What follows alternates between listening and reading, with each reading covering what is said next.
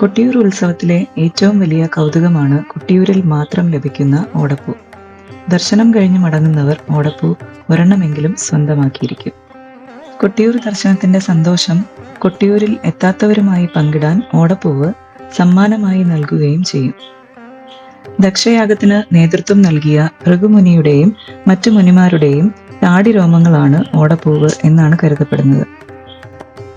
ശിവഭൂതങ്ങളുടെ തലവൻ വീരഭദ്രനും സംഘവും ഭൃഗുമുനിയുടെയും മറ്റു മുനിമാരുടെയും താടിരോമങ്ങൾ പിഴുതെറിഞ്ഞതാണ് ഓടപ്പൂവായി മാറിയതെന്ന് കരുതപ്പെടുന്നു.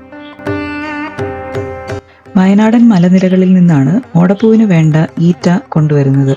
ഉത്സവകാലങ്ങളിൽ വനംവകുപ്പ് നൽകുന്ന പ്രത്യേക അനുമതിയോടെയാണ് ഈറ്റ വെട്ടുന്നത്. നൂറ്റാണ്ടുകളായി തുടർന്നു വരുന്ന ആചാരമാണിത്. ഓടപ്പൂവിന്റെ നിർമ്മാണം ഏറെ അധ്വാനമുള്ള ജോലിയാണ്. ഓട വെള്ളത്തിലിട്ട ശേഷം ഇടിച്ച് ചതച്ച് വീണ്ടും വെള്ളത്തിലിട്ട് കറ കളയും. കറ കളയാത്ത പക്ഷം പൂവിന് മഞ്ഞ നിറം ഉണ്ടാകും. വീണ്ടും അത് പിഴിഞ്ഞെടുത്ത് പൂവിന്റെ രൂപത്തിലാക്കിയാണ് ദർശനത്തിനെത്തുന്ന ഭക്തന്മാർക്ക് നൽകുന്നതിനായി സൂക്ഷിക്കുന്നത്. ദിവസങ്ങളുടെ അധ്വാനം വേണം ഓടപ്പൂവ് നിർമ്മിക്കാൻ.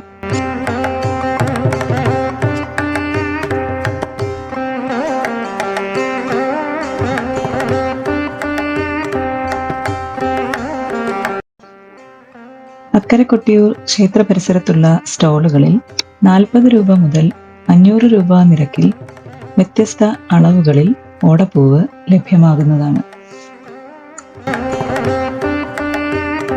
വെള്ള നിറത്തിൽ മനോഹരമായി തൂക്കിയിട്ടിരിക്കുന്ന ഇവ ആനപ്പുറത്ത് വീശുന്ന വെഞ്ചാമരം പോലെ ആളുകളെ ഏറെ ആകർഷിക്കുന്ന ഒന്നാണ്.